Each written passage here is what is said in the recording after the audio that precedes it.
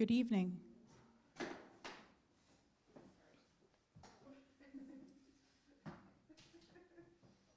Is everybody ready? Welcome, everyone. Thank you for being here. Welcome to Inherent Responsibility, a cultural protocol talk. Bear with me. This is my first time facilitating a bunch of different artists. Thanks. I'm honored to be here in so many ways. This journey has taught me so much and has pushed me to so many different extremes that I can't even believe I'm actually up here talking to you right now. I'm honestly not a public speaker. I never wanted to be a public speaker. I usually hire people to come up here and speak for me, but tonight I can't. The reason I can't is because I took the time to build relationships with all these artists that are here tonight. No one could speak for them in the way that I can, where I've spent some time to build those relationships. And I really appreciate the artists that came forward that showed me who they were as people, in the sense of also taking that time.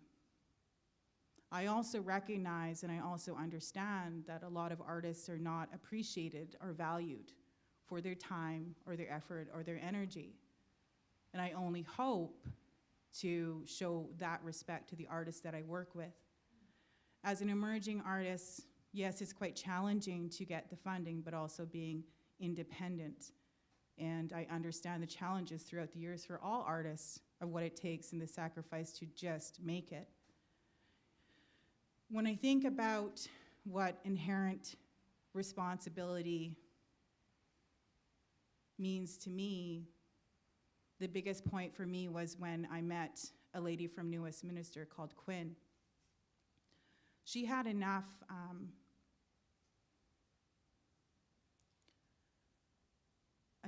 of herself as a busy person that works for an institution and a government that she spent 5 minutes with me to speak about who she was as a person. She was Chinese. She talked about how she felt as working with artists, that it's not only just the artists that need help at this time when we're talking about truth and reconciliation, genocide on Indigenous people, that it's actually the people in the government that also need that support as well. I reflected upon that of recognizing, yes, I'm struggling quite a bit as an Indigenous woman, of trying to make things happen, wanting to be independent and not owned by any organization, be it a band, a tribal, a government organization, is very challenging. So I thought about, do I really know other people of other cultures? Where did I grow up? Spence's Bridge. Who we had was Indigenous people and non-Native, we call them Shema. Do I really know any other cultures? How am I going to move ahead with all of the issues that we live with today as Indigenous people, accounting for 4% of the population, where our families, communities are ripped apart by the Indian Act and still are today? I see the only way that I move forward is engaging with many different cultures throughout BC and Canada. We talk about cultural protocol. We talk about ceremony. We've lost so many, and we have tons of them less, and I'm sure every culture does have them, and it all is based around respect. These lands that I'm on today are lands of families that have been destroyed, missing and murdered, forgotten. We walk these streets of cement that carry bodies that people have not been properly laid to rest. I'm a visitor here on these lands. I have to personally, for myself, take those steps to do my own ceremony and protocol with what it means to be a guest and a visitor on these lands, just like everybody else. And yet I'm Indigenous too. That's the respect that you show. How do I improve it?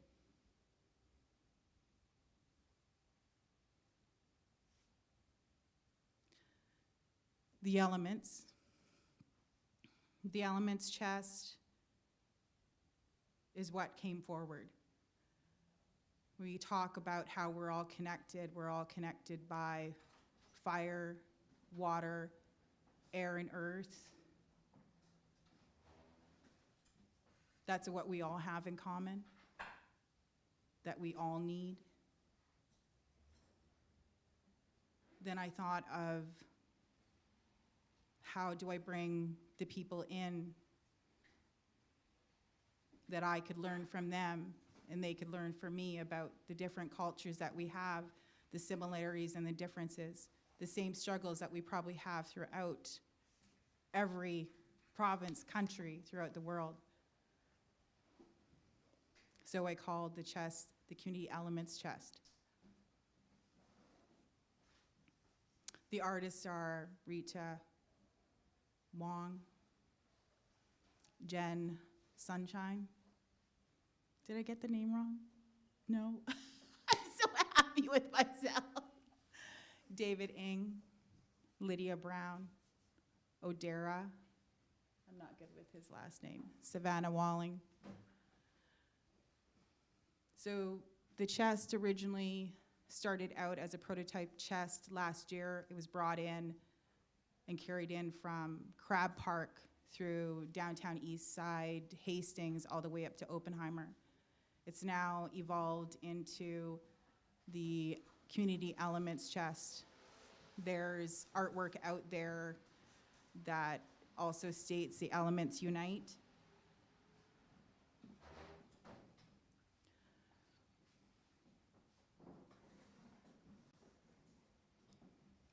We have another speaker coming in. So I'll just finish off and then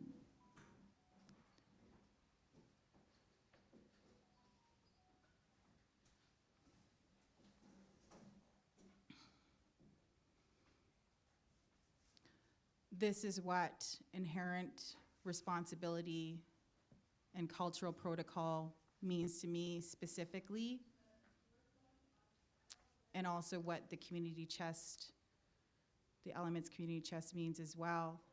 You're going to hear from the artists of the chest, but also they'll be answering questions beyond, connected, but beyond the chest as well. I've also connected within this last year or so with canoe cultures. And I've met Lydia through there. I've met Caroline Phelps and Ann Phelps that have been very supportive of this project. We're working through ideas of how in improving protocol that in the future that these chests will actually be coming in on the water with canoe. So it's also improving our protocol between nations and possibly reestablishing what that looks like when someone did actually enter somebody else's territory. It wasn't on a bus or a train or a plane, and actually the steps that you had to make with the community that you're situated on. Today I have Alvin Martin, I'm hoping I'm saying that name right.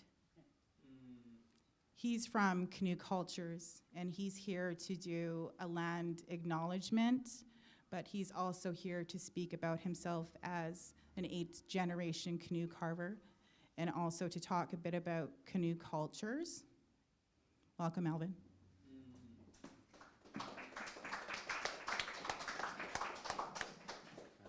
Hello. Thank you guys for coming, being here. Thank you for having me. Nath Quins Chachach Quishamain, that'd be my ancestral name. Chachach is my ancestral name. Alvin Martin Jr. is my English-speaking name. I am an 8th generation canoe carver from Secwepemc Nation is where that would be from. But I also come from Newhalk and the Nisga'a Nations as well. It's important to say that we are on the unceded territories of the Musqueam, Squamish, and Tsleil-Waututh people, and that my teachings from my canoe side would come from my grandfather, who is our hereditary chief, and it was passed down to my uncle Mike, who is the next in line for our hereditary chiefmanship. For the Squamish people, we've used these places all around us for long time, since the time of immemorium. And then a few blocks south of here would be Sanok, who's a historical landmark for the Squamish people. Many other people, different names for landmarks all around our areas.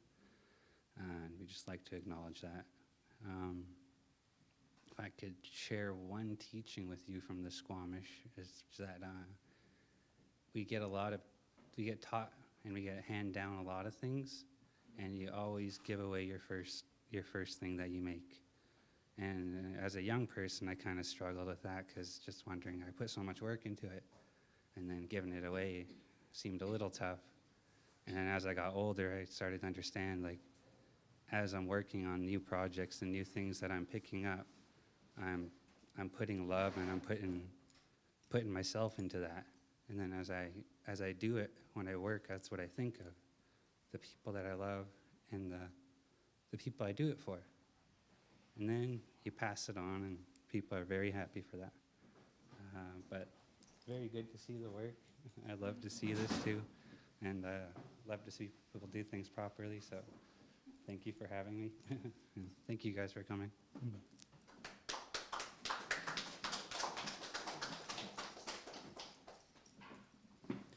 Thank you, Alvin. Could you give us 5 minutes? We have one other person that we just have to get seated here.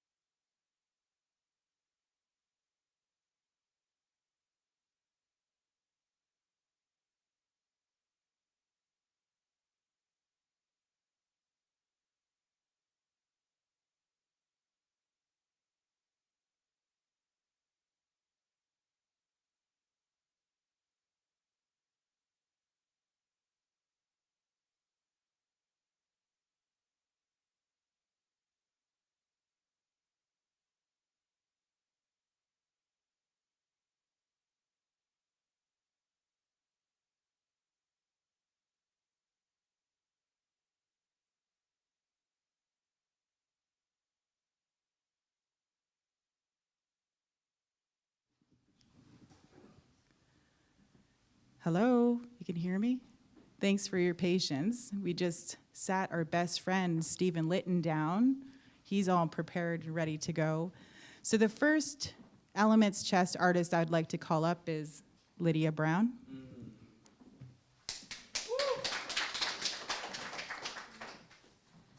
Hello, I'm Lydia Brown. My traditional name is Teethelwood. I'm from Snuneymuxw First Nation. My mother's from Souk, and I moved here for Nlaka'pamux, and after moving here, I learned about my connection to my family. I was named after my great-great-grandmother, and her name was also Lydia Brown. She had 3 boys, Ed Brown, Vincent, and Walker Stogan. When I finished, gained my degree at Nlaka'pamux, I moved in with my sister in Musqueam, helped her raise her kids, and started learning about my connections to my family in Musqueam, the Stogans.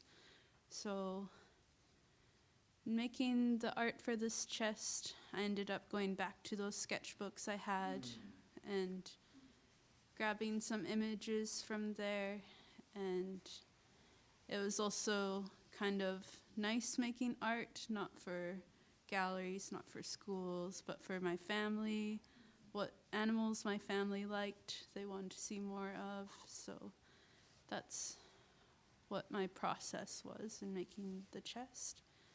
And yeah, hopefully you can see some more of it today. Thank you.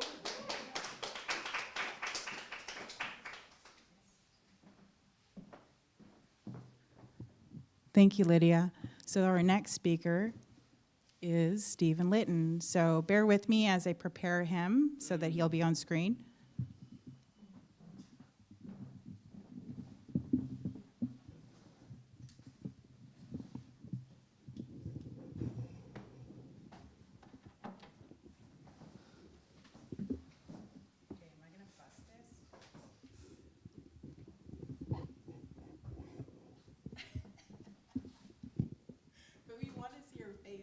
Yeah. Do you want me to move over there? I don't mind. We can move to the center. How about this way? Sure, we can. You work it. You work it, we'll do it. Is that good? Sure.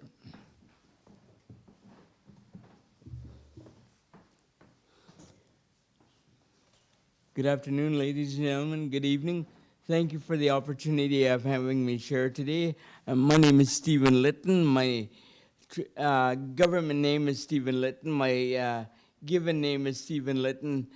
And my traditional name is Stephen Litton. So you can see the impact of what the residential school and other institutions have done to our people. But I'm not here to discuss that. I'm just stating the truth. And but it's not about that today. It's about coming together and acknowledging the territories on which we are. The Musqueam, Squamish, and the Tsleil-Waututh peoples. They've always been a strength for our people from all across Turtle Island. Oh, many of our people have been coming here for years, and I feel that they've created a refuge for us. They've always been hospitable, and they've always given us 3 hours: refuge, retreat, and respite.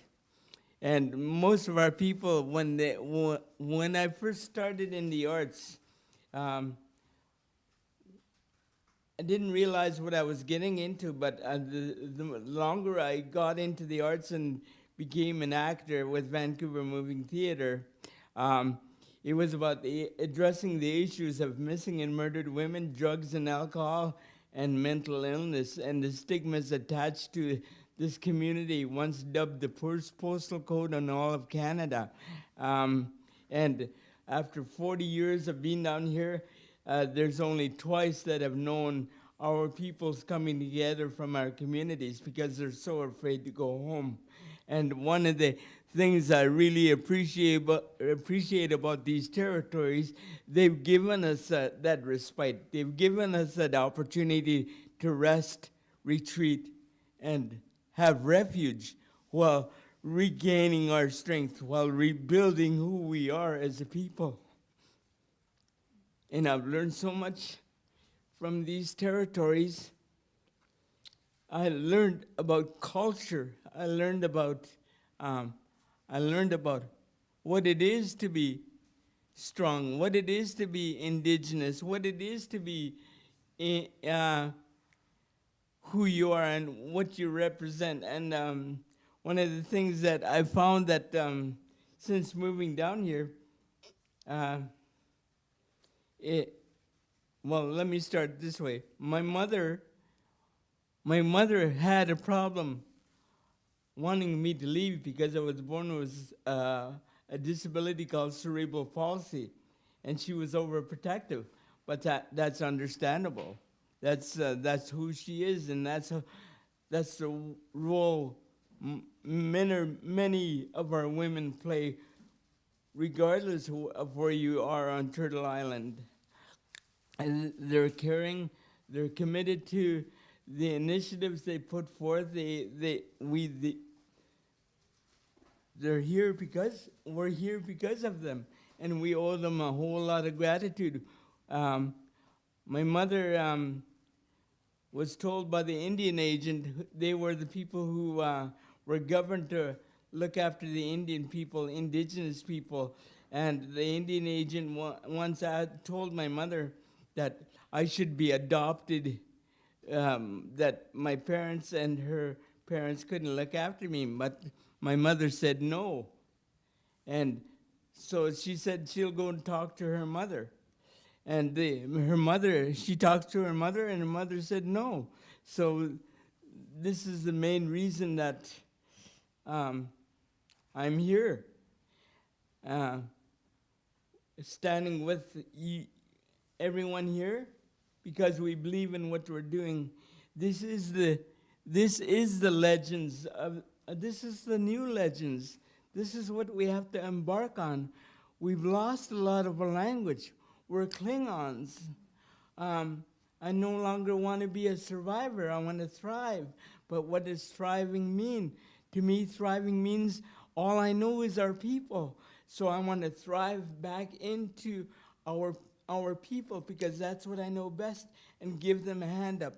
And one of the greatest resources we have are our youth. They are the invisible heroes of our generation. We owe them a great deal of respect.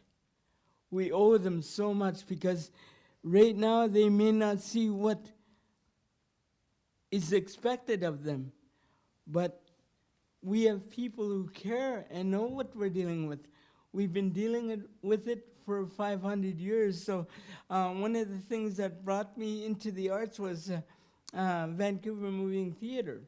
Vancouver Moving Theatre got me out of the residential school mindset, captured, and helped develop my character, helped me grow up as a man. When I left residential school, we were still children in adults' bodies, but we still felt like children, because we did not learn anything other than that. So, and going back to why I'm here is the arts, and why it's important that Nadine's on board, and we're doing this together, because we believe in our people, we believe in our peoples, we believe in building relationships, and building relationships to build a new way of looking at legends, and building legends and creating legends is a must for us, because we've lost a lot. We have to create new visions, new hope, and that stands for each and every one of us here, regardless of who you are. And I'd like to also acknowledge the women. You are the heartbeat of our nation. Without you, nothing else matters. And in saying that, I would like to finish that, and just once again, thank you. I want to encourage each and every one of you, youth included. We look forward to your leadership. We need your leadership.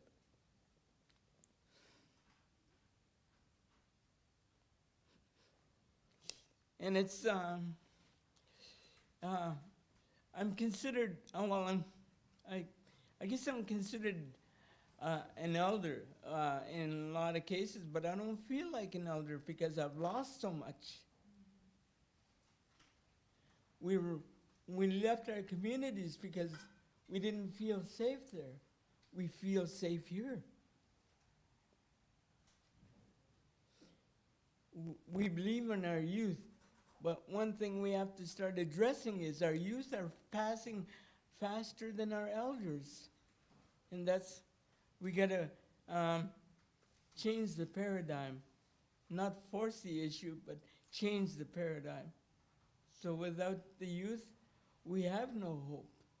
So I look forward to working with each and every one of you and the leadership of the various nations of which we have the opportunity and of being here, surviving, thriving, learning how to be strong, strengthening ourselves, learning.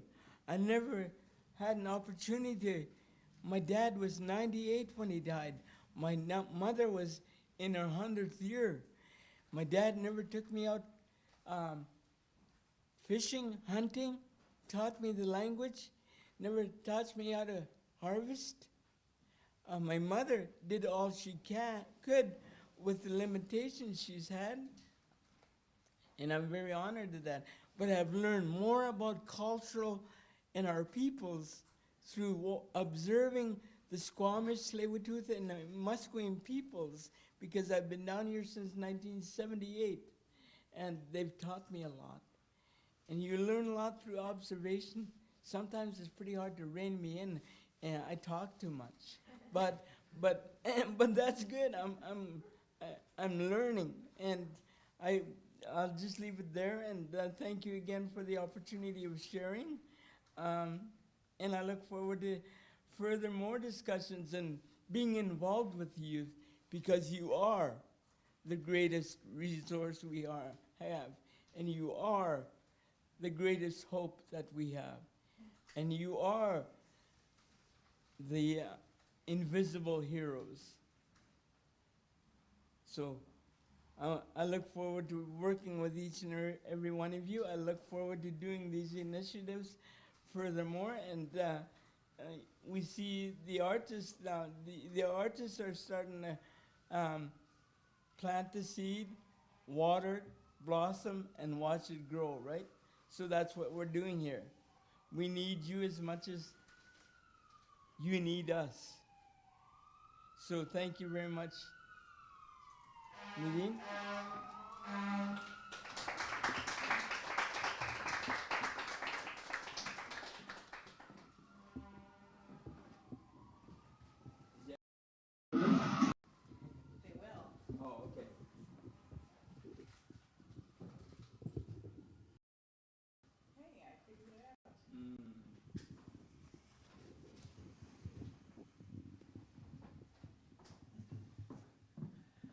Thank you, Stephen. Always wonderful to hear the things that he has to say. I also wanted to state that I know there was always a few comments about our timing and always jokes about Indian time. I don't think I like that. When someone spends some time with you and they actually shed a part of their spirit and their soul, like Stephen does and other artists do, that's a gift to many people. I've been doing a lot of these types of talks for at least this last year behind the scenes, and it's really difficult and challenging to stop someone from speaking, especially if they have not been able to say what they needed to say their entire lives. They were silenced. A lot of people that went to residential school in so many ways. So I appreciate Stephen, his words, and the fact that he now can be able to express himself. So I won't stop anybody from doing that. And for people to understand that sometimes people need to let that out, and you're being a part of allowing that to happen.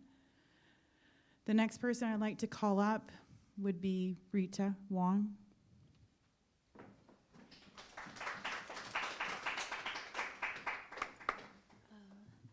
Thank you, Nadine and Stephen and Lydia and Alvin. So honored to be part of this gathering tonight. My Cantonese name is Wong Gum Yi, and in English that translates into something like splendid child. And I do feel like a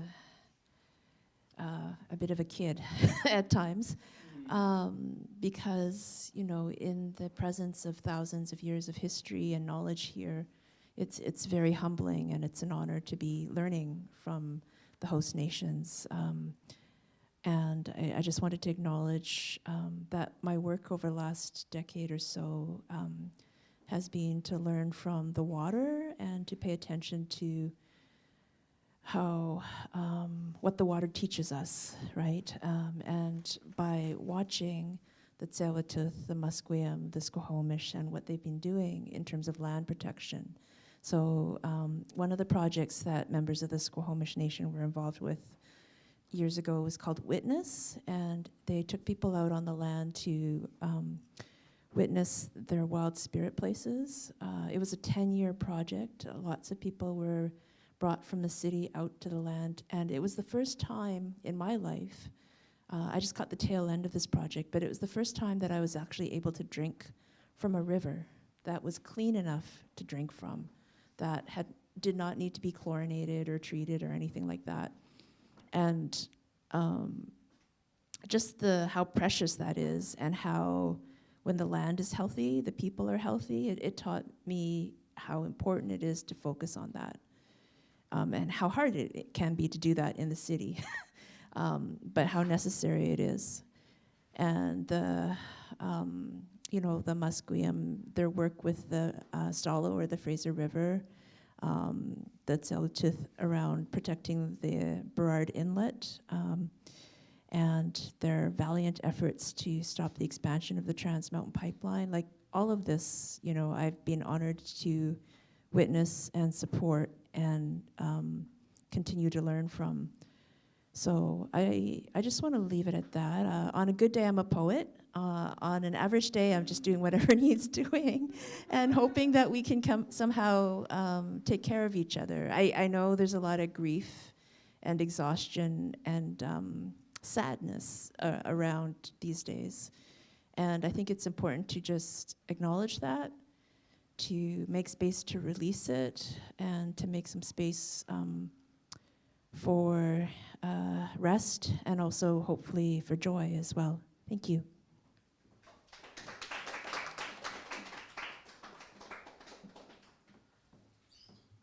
Thank you, Rita. The next person I want to call up is Jen.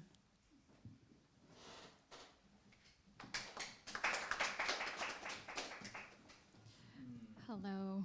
Full disclosure, full transparency, I'm in a lot of pain right now from my menstrual pain, so I'm just gonna breathe through this. My name is Jen Sunshine. Really honored to be here. She, her pronouns. I'm a first generation Taiwanese immigrant.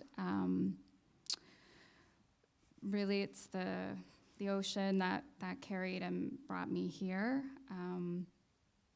Grew up partially in a Buddhist monastery where my only surviving grandmother to this day still is and works and lives in this gorgeous, you know, very tranquil Buddhist monastery where I learned so much about navigating space and navigating like a relationship and an awareness to the elements. So what I really appreciate about the Elements chest, the Elements United chest, is calling in the 4 directions and also calling in water, air, earth, and fire that unites us all, because it's giving me similarities to the Chinese 5 elements that I, you know, grew up with, that is so deeply kind of entrenched in my culture. But I'm also an artist, a filmmaker. David and I are the co-artistic directors of Love Intersections. We make and produce intergenerational and intersectional documentary film and artwork that centers queer, trans, non-binary, people of color stories. And I'm also personally really nerdy about relationships. And so I really love when a group of intergenerational, weirdo, quirky, cool people come together. It's totally my jam. So I'll just leave it at that. Thank you so much.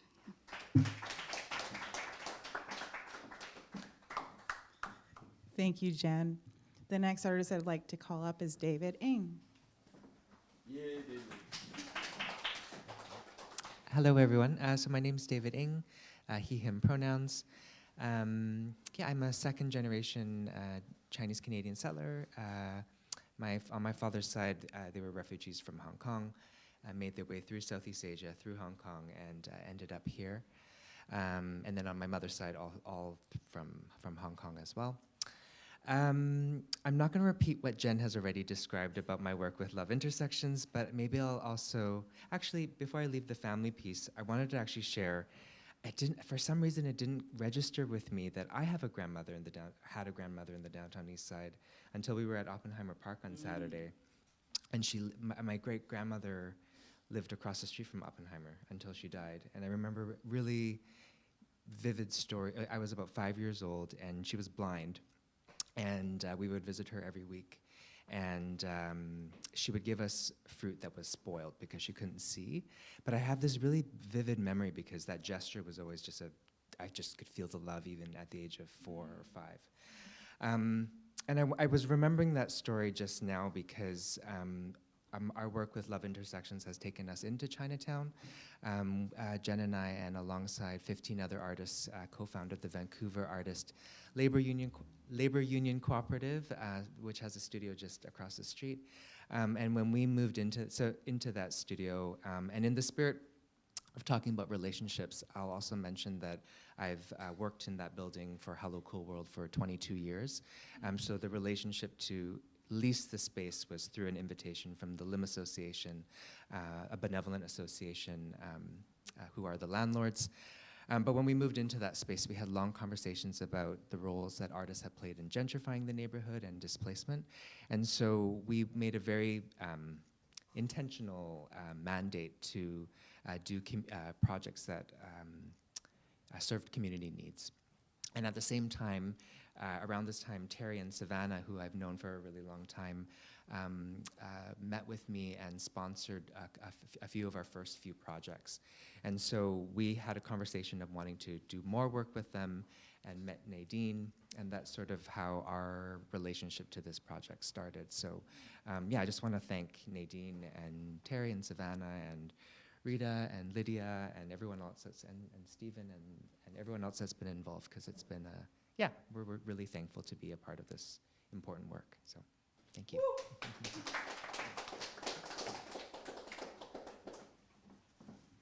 Thank you, David. The next artist I'm calling up is Savannah Walling.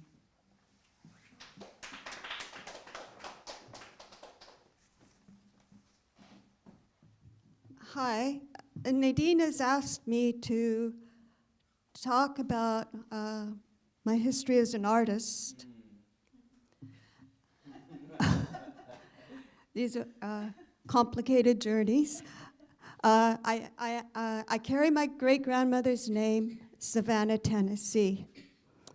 And that name, Savannah, I have found comes from the Taino language that was spoken in the Caribbean when Columbus came through. And I don't know why this name ended up in my family exactly. I'm also carry the name Shatsa, which is a Haida name, which means supporter of all things, adopted into the Slinglanis clan.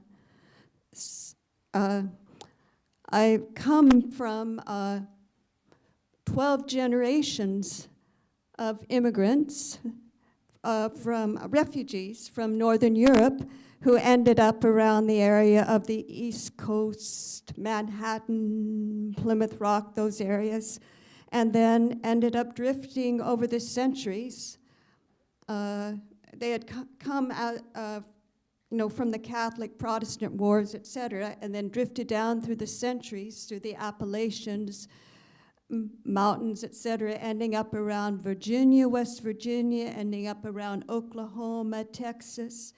And in the area of Oklahoma, there my great-grandparents lived on a farm that had been Comanche territory, and I'll tell more about that later, but that had been Comanche territory. Before that had been Choctaw, Chickasaw. Before that had been Wichita and the Buffalo. And then myself, I'm an immigrant, and I drifted up here, blown by the winds of the Vietnam War that brought me here.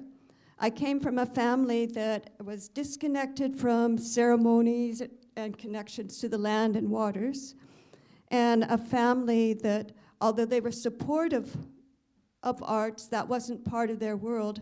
So I was going from marching band, church choirs, coming to Canada, ending up studying modern dance here and in New York, ending up working for many years, 7 years with Terminal City Dance. And we were in residence at the Limsai Nlaka'pamux Association, the clan house of which David was speaking. And it was in this place that Vancouver Moving Theatre was born. And then there were years of touring with stilts and costumes and stories that we were taking into places before we ended up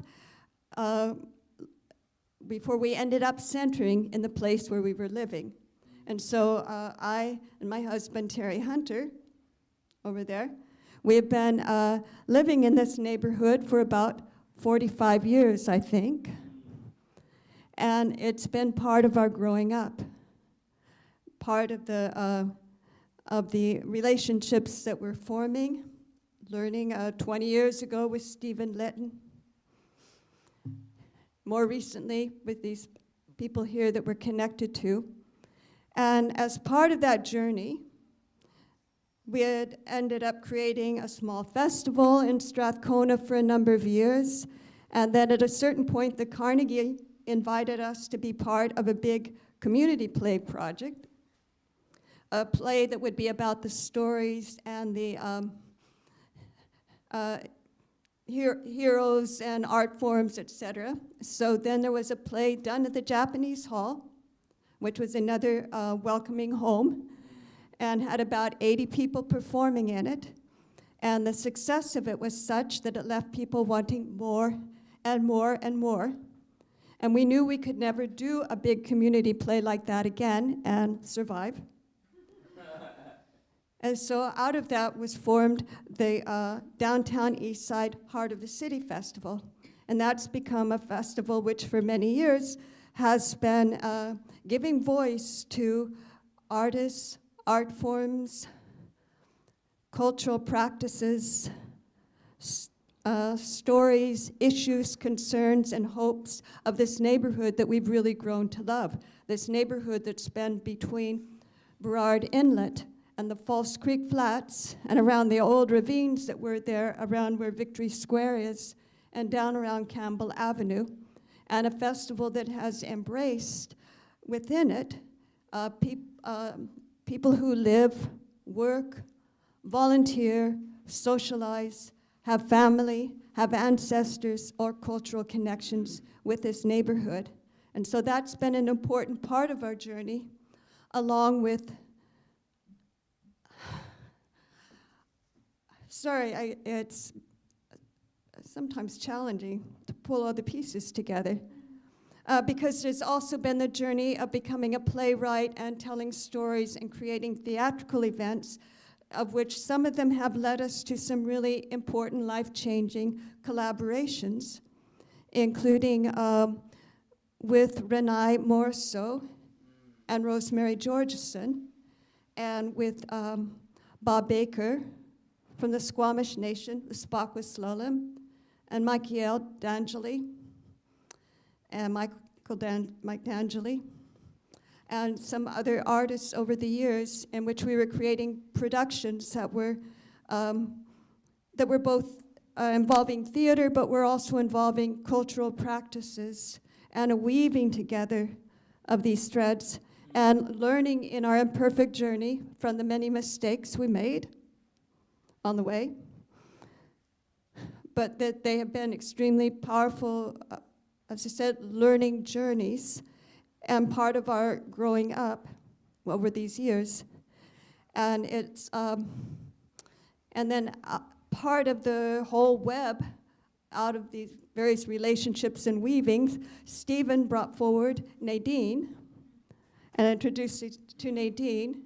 And then out of the convergence of all these meetings and out of what Nadine was carrying and bringing forward, and out of our experiences of living in this community, surrounded by this community, navigating through it, being taught by it, was the emergence of this honoring our grandmother's healing journey, and which for me has had a lot of, it's been part of this other journey, but then it's brought in new threads because Nadine was interested in the stories that I'm carrying and some of those that my ancestors are carrying. And so that's been another weaving and learning journey through that, and a way of expressing the concerns and connections for the women in our community, what they're facing, Indigenous women, other women, the kind of violence that have been unfortunately a part of this world. And for me as well, it's been a linking through with the stories that have come down through my family of stories of violence between peoples, of violence between brother fighting brother, because on both sides of my family, there were people fighting on both sides of the Civil War. And then there were also family feuds of people not, one generation not speaking to the other generation. And so kind of navigating this and also the responsibilities and the legacies that we're carrying, whether as victims or members of families that were perpetrators or who were witnesses and bystanders. And, you know, how do you acknowledge these histories, and what is your responsibility in moving forward as you're carrying those responsibilities? And you know, the navigating, it's like there's the kind of reconciliation talk where they're talking about the collective commemorations, etc. But then what are the kinds of searching or uncovering or unpacking of your own family stories, perhaps things that they haven't even wanted to talk about, and the silencing. And so that, you know, whether you're coming from whatever these kinds of roles, for us to all be able to live together and to move forward together and to be able to care for each other and to be able to care for the land and waters that we're part of, we need to find some way of respecting and integrating, weaving. Thank you.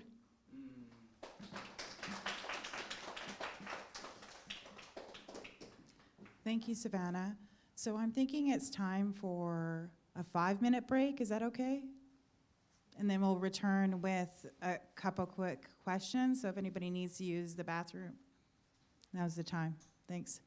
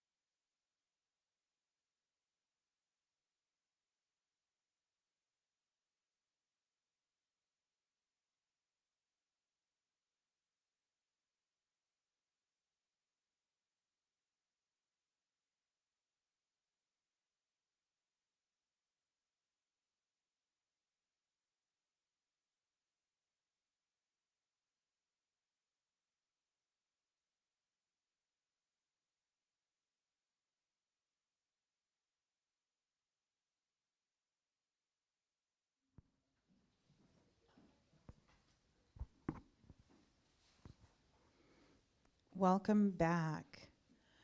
So I'm sitting here with Stephen. We've actually had a presentation, 2 presentations with the Community Elements Chest, one at a university as well at Oppenheimer Park on the weekend, the 29th. So some of the artists had actually spoke about the chest, either they recited their poems that had put on the chest as well. So I thought this time, instead of having them doing that, I'd like to ask them individually questions to answer. As I got to know the artists, they had stated some things personally about themselves, of things in their life that they felt were important, or just even what they stand for in their truth in those messages. So the first artist I'd like to call up is Lydia Brown, and what I want to ask her is, what is the importance of another Indigenous family welcoming you into theirs? Lydia, you can go to the speaker.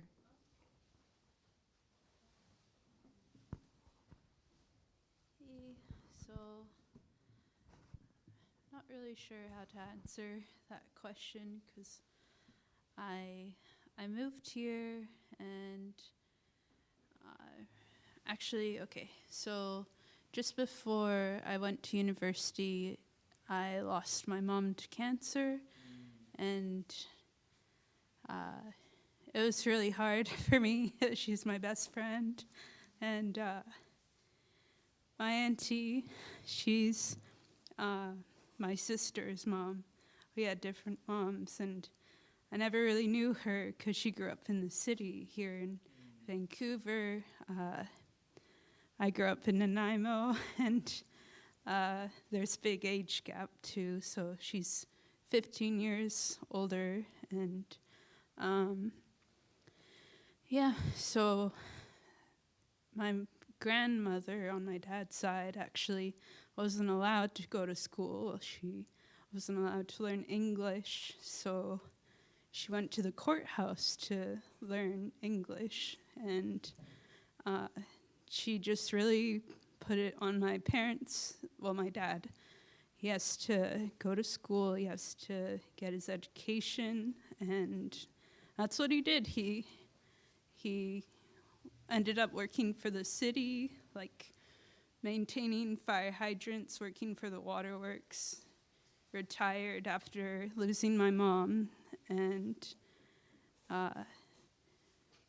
yeah, he ended up, now he goes to other reserves and teaches them how to maintain their fire hydrants. So it's nice. He gets to hang out with other natives, and they all call him uncle. So it was an important part for his life. And my mom went to school, got her business management, ended up working for our nation, and was the band administrator.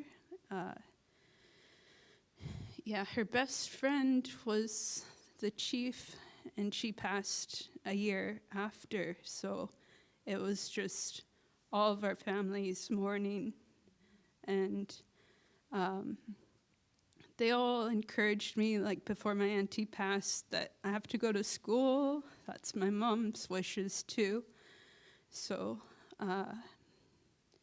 yeah, it's always been a part of my life, art, meeting other natives, making art at the UBC Summer Science Camp, and it's like, wow, I didn't think I could be in a big city by myself with friends, and it was a happy time in my life, so I was like, okay, I can do this. Moved here when I was 19, and went to Nlaka'pamux, got my BFA, but as soon as I got there, you could kind of tell it's not where you go for a connection to your family and learn, like, what your family, all the teachings. So as soon as I finished school, I started working, just get job experience in kitchens, and ended up bonding with my sister over that, and helping her with her kids, watching them on the weekends. Through all that time in Vancouver, her mom said, like, I call everyone you're my niece. Is that okay? I said, yes. Like, you're my auntie, and it's really grateful for that, because in the city, when you move here, you don't have that connection. Someone to just like have your back no matter what. You're just always struggling, trying to find your footing. So, yeah, that I'm really grateful for that. And I ended up living with them for a couple of years in Musqueam, and through my connections there, got like steady work at the airport, at the Latimer Gallery, and yeah, I ended up building just a strong relationship with my niece and nephews. Shared my name with my niece, so she's also Teethelwood, and yeah, it's really hard to just visit them because you always want to extend that visit. But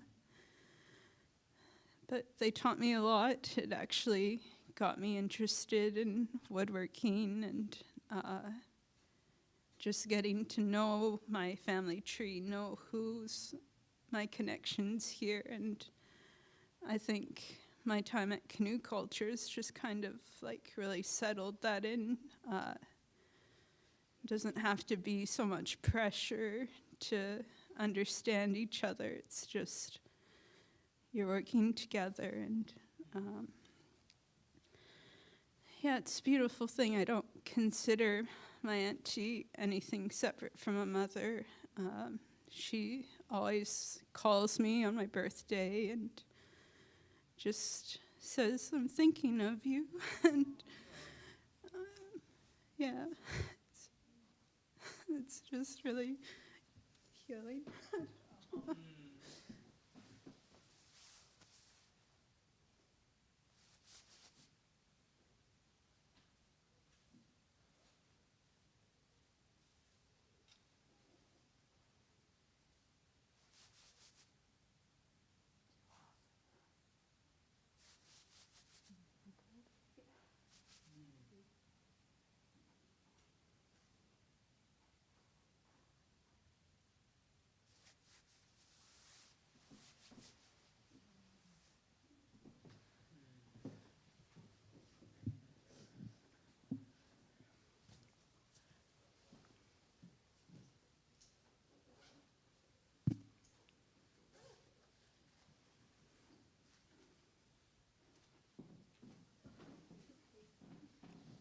We have to appreciate the people that are still out there that take the time to embrace somebody within a community that has lost family or has been displaced. That's a part of our ceremony, our protocol. Always, as Indigenous people, there was always someone that came in. Usually, all of these people seem to already have their own struggles, their own burdens already, but yet they continuously either bring in more family, foster care. I'm really proud. Thank you, Lydia. I appreciate that. Just take a moment to understand that these are real struggles of not just Indigenous people, but everyone that ends up down in downtown Eastside Vancouver that doesn't have family, or people that come from a different country possibly to do education or be in a better place, that, you know, maybe it's wise to take some time, 5 minutes, to say hello to someone or reaching out, because you don't know how much that'll make a difference in somebody's life. Thank you. I'm going to ask the next question, and that's going to be for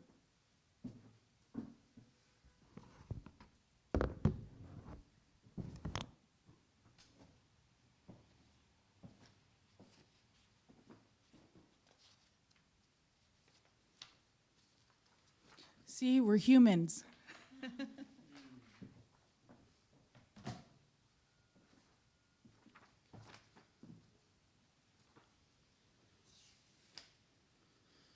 And take that time too to get up and hug somebody.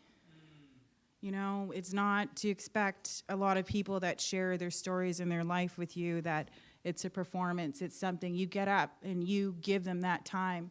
At whatever meeting it is, you see them struggle, you get up and you give them a hug. So I wanted to ask Rita Wong a question. What do our grandmothers have in common?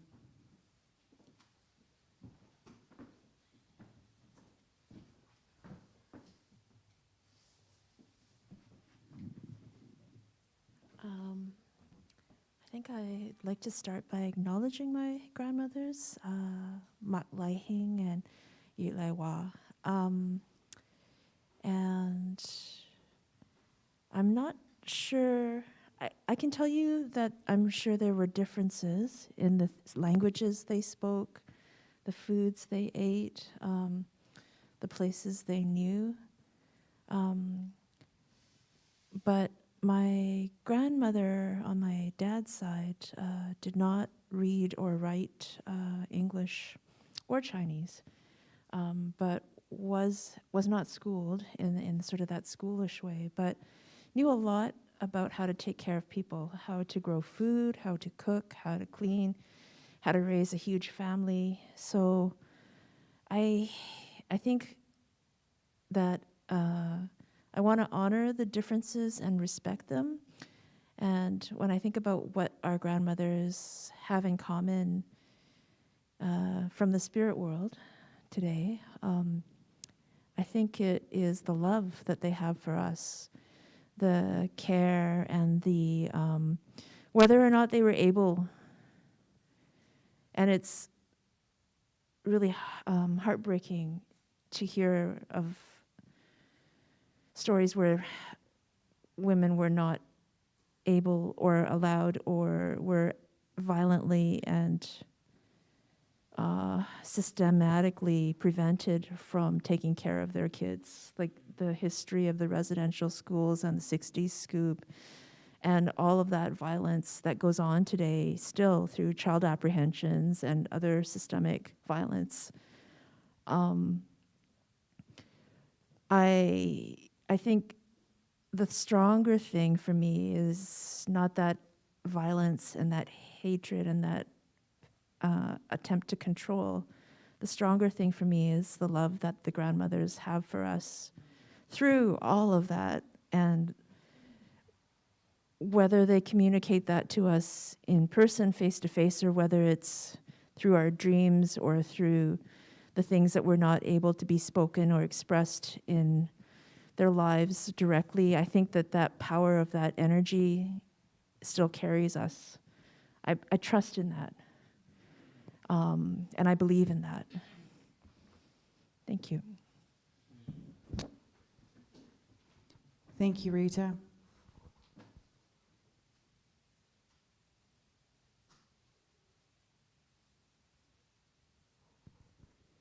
The next artist I want to call up is Jen Sunshine. The question I want to ask her is, how are females treated traditionally similar in both our cultures? Oh, it's a tough question. I was thinking about how to answer this. First, I want to say that I'm just going to answer it however I'm feeling. First, I want to say that I want to acknowledge not just the women that are assigned female at birth, but that there are people outside of the gender binary, not just male and female, the trans and the non-binary and the two-spirit folks, and the spaces, the liminal spaces they occupied and the wisdom that they bring is so, so, so rich. So I want to start from there. But I also want to say that I was raised by such a matriarchal family, and I think those are the similarities that I can think of. And also just how fun. I have this joke with my partner where they often joke that I love it. I have the most fun when I'm in a group of girls, like women, and we can gossip. It's so much more fun. But I want to say it in a way that's not like, that's when we're talking about gossip, it's not in a harmful way, but a way for women to is to give each other like resources and tools to talk about the people that's in the community. It's a way for us to talk about abusers and trauma. It's like this like telephone link. I don't know where I'm going with this. But I love it when women gather and sit together and talk about their bodies, talk about their like menstrual cycles. And that's always been my experience with my very, very womanly feminist family. So that's kind of how I interpret that question. I don't, probably because I'm in a very like particular mood right now with my body. So I'm in this. I don't know what else I can answer in terms of that, but I want to thank you, Nadine, for posing that very difficult question. I don't know the similarities of females and the experiences, but I can imagine that the similarities are there's a lot of trauma there and violence against women, right? But at the same time, it's the women that are holding us up, that are carrying this world, for me anyways, so thank you. And I just want to shout out the women in my life and the weirdos and the queerdos that are in my life that inform me, so thanks.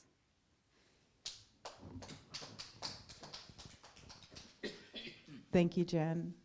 The next artist I want to ask a question is David Ng. I want to ask him, what inspired your contribution into this healing journey? When I was thinking about that question, I think I'll pick up from what I mentioned before. You know, when we used to visit my great grandmother in the Downtown Eastside, we would avoid the Downtown Eastside, right? We would keep within our you know, Chinatown, and then leave and then go home.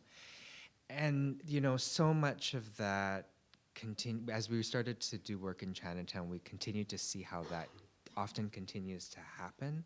I was just talking to Rita, and I hate bringing up Ken Sim, but this type of, you know, especially in this where we're at right now, where, you know, with the pandemic and the surge of conversations around anti-Asian racism, and thinking about, you know, going back to our arts practice, you know, Love Intersections, we do anti-racist work. We do, we make short documentaries of queer people of color with an intention around, you know, changing systemic racism, right? And how, and when funders started giving funding specifically for anti-Asian racism, we were really struck, and specifically for our work in Chinatown, we were really, and it was specific to anti-Asian racism. There was a separate category for anti-Black racism and a separate category for anti-Indigenous racism. And so one of the things that we were really confronted by was, how do we do what the funder wants but address the systemic thing, which is white supremacy and colonialism. And so I guess, I mean, a long way of coming around to that is in thinking about this project and sort of the shared struggles, very different struggles, but also those shared struggles, and also thinking about neighborhoods that Chinese, specifically Chinese and Indigenous and other racialized communities all over the place that live side by side, and thinking about those connections or possibilities for connection. Yeah, and you know, it's I think what I was so excited about with this with the Elements chest. So yeah, I think I'll leave it there. Thank you, David. The next artist I want to call up and the question I want to ask is for Savannah. How does the poem that you've written on the Elements chest relate to your grandmother?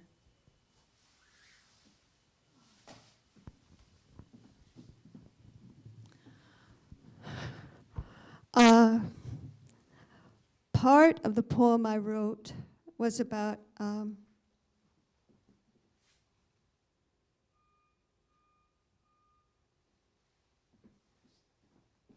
how do we move past things that are broken and torn apart. And the poem,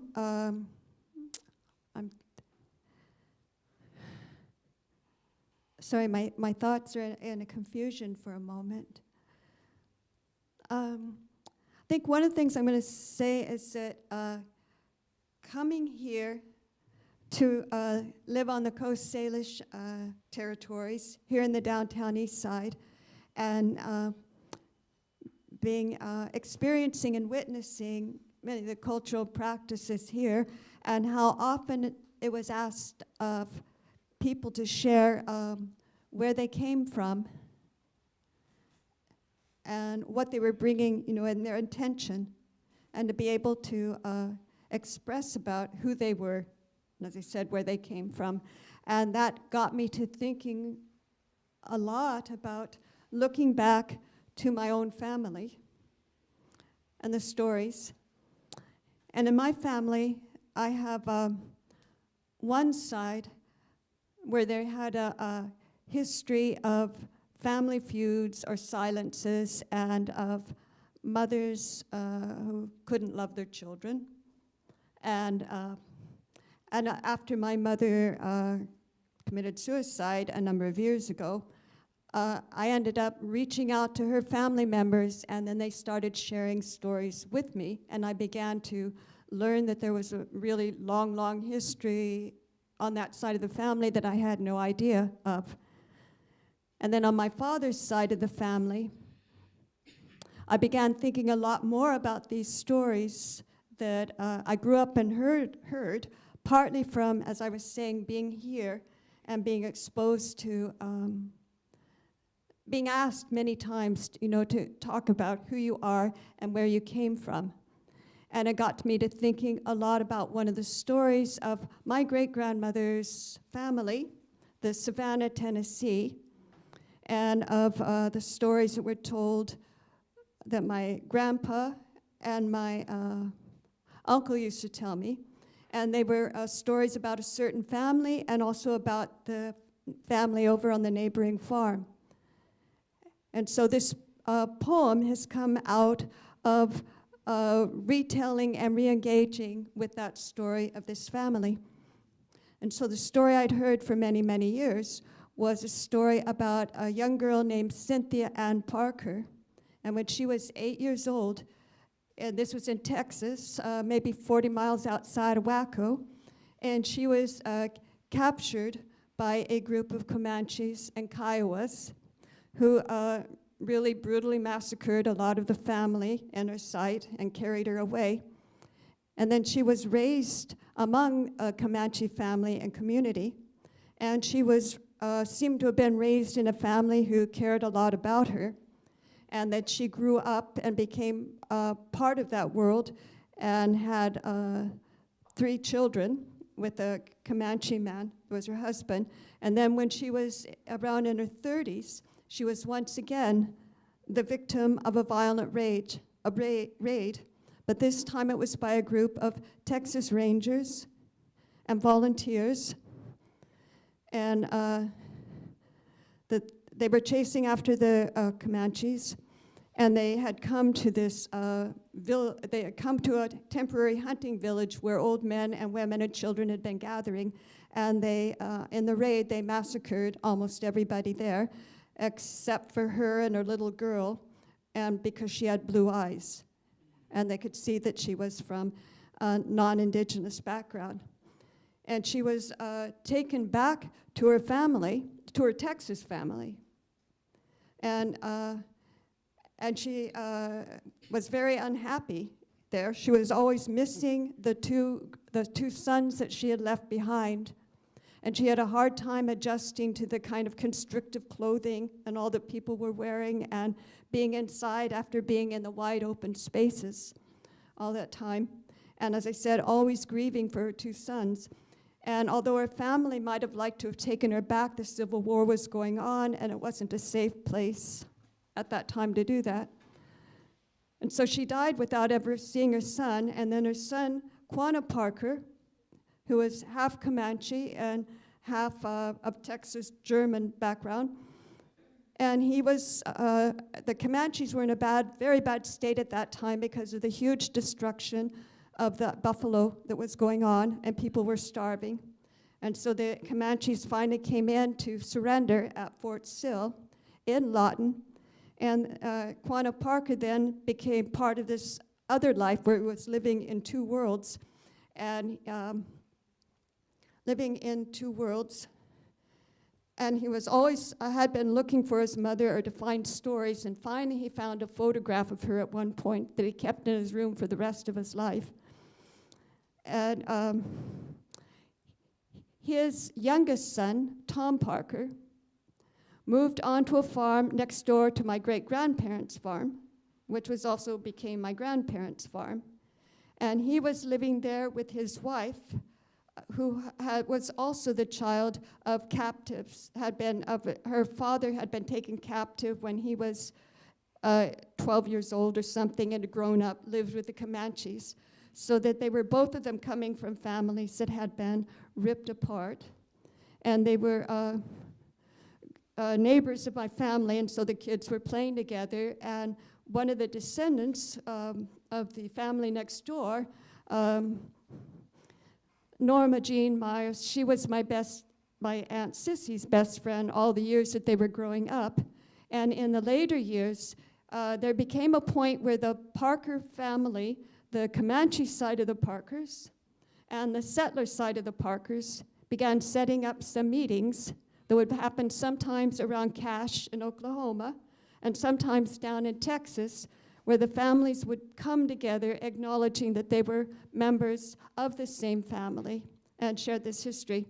And this was something that my that my Aunt Sissy was taken to on some of these family reunions. So this is some of the story that was feeding into my family's histories and the places of the implications where sometimes people were violence inflicting one on the other, or sometimes marriages and friendships.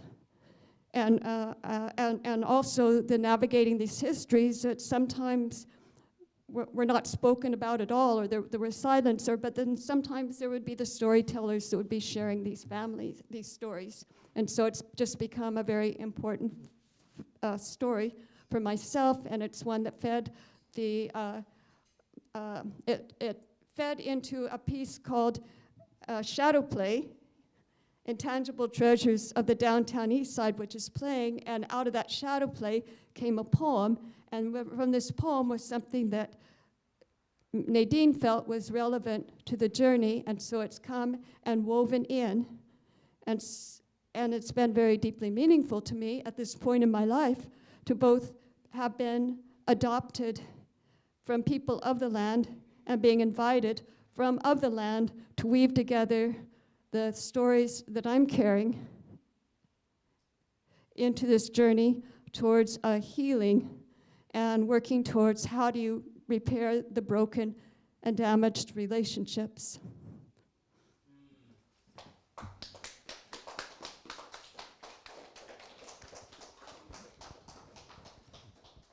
Thank you, Savannah. Our last speaker, my dear cousin Stephen Litton. He asked me not to give him the question ahead of time. He actually wants to be put on the spot with the question, not knowing what it is. And everybody knows he's a great speaker. So here's our last speaker, Stephen. Do you want to hold it for now? Do you want me to hold it? Yeah, you go ahead. Okay, hold on. Maybe I can bring that over here? Sure. I might have figured it out now. I might be some kind of professional. There you go.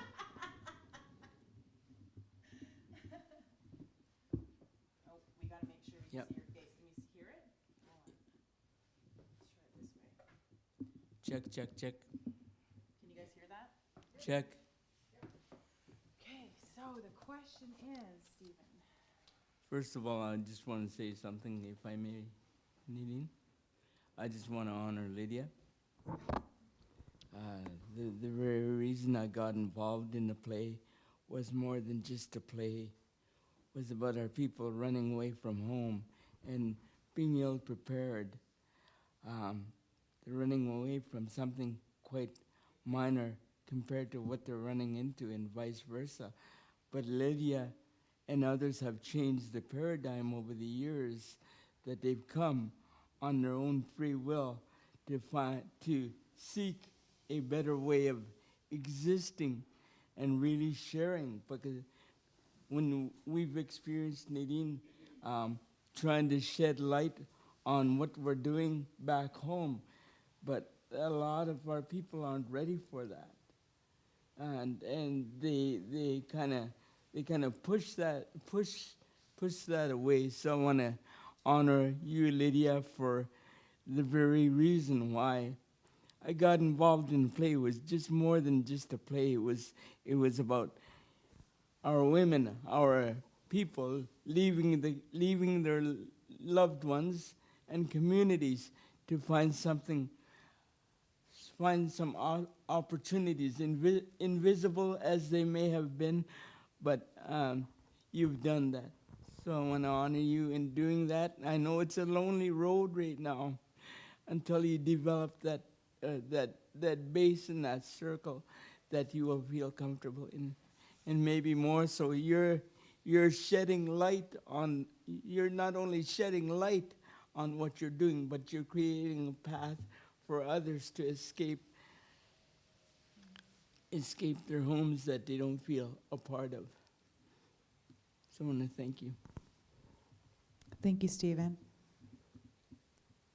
So the question I have for you, Stephen, is what were the challenges of writing your poem? The challenges for me, I'm sorry. The challenges for me is getting into a zone, and sometimes it takes me to get into the zone. When I create, when I start writing poetry, and for me to get into a zone, I start at 6 at night to 6 in the morning. And each time I make a mistake, I throw away the paper, even though if it's a little line or so. But the challenges of writing a poem about our ancestry and my grandmother and our ancestors is very challenging, because we only envision what we hope they were and hope they are, and we are their legacy. They are our legacy. So a lot of the challenges is the unknown. And that was, what do I say about my grandmother? What do I say about my ancestors I very know little of? So how do we bridge that? How do we know what to write? How do we even begin to write? I just believe within me, our ancestors are with us. My grandmother is with me. My ancestors are now with me, and without them, the poem would not have been possible. I feel them with me every day, even though, or they are with me every day. Otherwise, I wouldn't be the person I am today. The Creator's created me with no fighting ability, no running ability. So personally, when I write, that's my gift, is writing and speaking. So the opportunities when I do write poetry like that, with the assistance of Nadine and so many others to draft it, or whatever, not draft it, but to make me look good. They do, but it's getting the message out. It's sharing from the heart, and I know what my ancestors and what they were like through my mother. And I also know my grandmother, who was the main stay of keeping me away from foster care. And that was one of the things that really made me realize I have a responsibility. Doing nothing is not an option. Doing something is. And we have a responsibility and an obligation not only to continue their legacy, which is our legacy, and also give our people from Turtle Island, regardless of who they are, a hand up.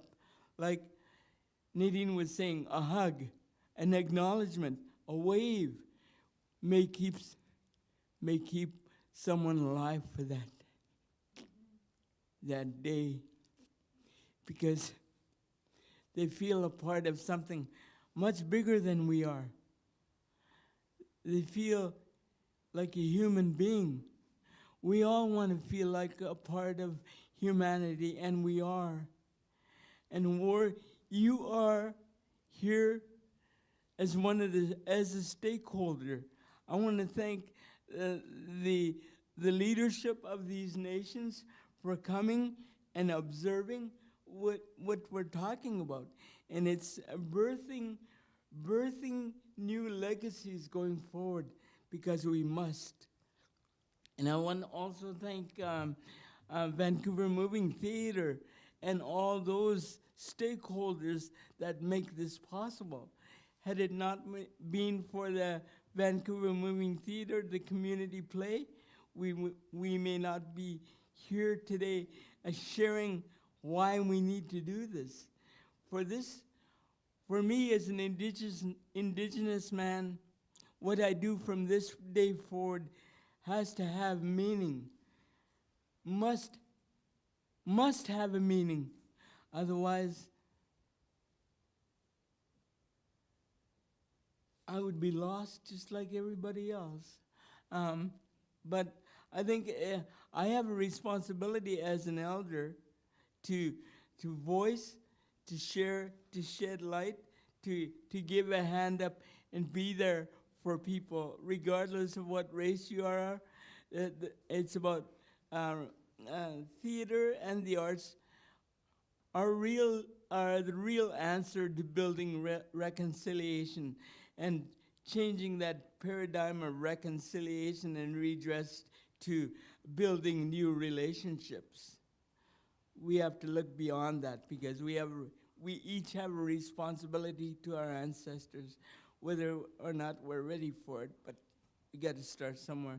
I want to thank Nadine and others for committing me to this endeavor, because it was through the passing of her father and her grandparent living in the Downtown Eastside, once dubbed the poorest postal code in all of Canada, but her grandmother and her dad found the Downtown Eastside home. They built relationships. They built street families. They built families because they were accepted. Yes, they had struggles. We all have struggles. And there's always going to be challenges, but we got to be ready to meet those challenges head on. And we cannot wait. We've always got to be ready. Always be ready. Because if we wait for it, it may have passed. So you have an opportunity to not only shed light on those around you, those you love, but those that will follow you. Your nieces, your nephews, and whoever. And people are willing to learn. They want to learn, especially children. Children are the greatest gifts that we have. They're innocent. We teach them that way. Teach them. Well, they're innocent, but they're willing to explore, like we were at one time. So I'm honored to be here today and share with you And if it be all possible, when it's over, if I can have the representative from this nation to do an honor song for the women, Lydia and others that find it tough being in a city with very little resources regarding families and stuff, having family around. I think having an honor song for you and others and the women that are here, because you are the heartbeat of our nation. Without you, nothing else matters. Thank you. Nadine? Any other question? Uh-oh. No. Okay, thank you. It's been a long evening. Mm. I don't like to say time, but there's been a lot of information. We've had many openings with honor songs and coming on the lands, and I think it's time to say good night. I want people to take 5 seconds to send your energy to everybody in this room that shared a lot of deep stuff of themselves for all of us, for us to learn, for us to understand, have a better understanding of someone else and where they're at. Just 5 seconds of sending that to the person, and anybody that's leaving here that in any way needs any extra support, make sure that you reach out to somebody tonight, you know? Make sure that you take that time to give somebody a hug, say hello, shake their hand. If you know, reach out to them within the community. And so let's go with 5 seconds of silence to send your energy out to everybody in this room, that everybody's protected and safe on their journeys home and within the future, and that we take care of each other. So 5 seconds.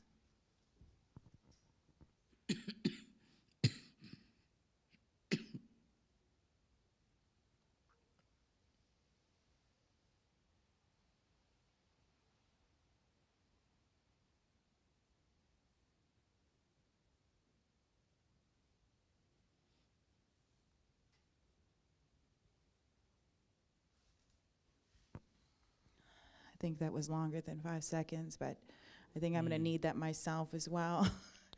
So thank you, everyone. The acknowledgements, we have now 4 videos out there on YouTube.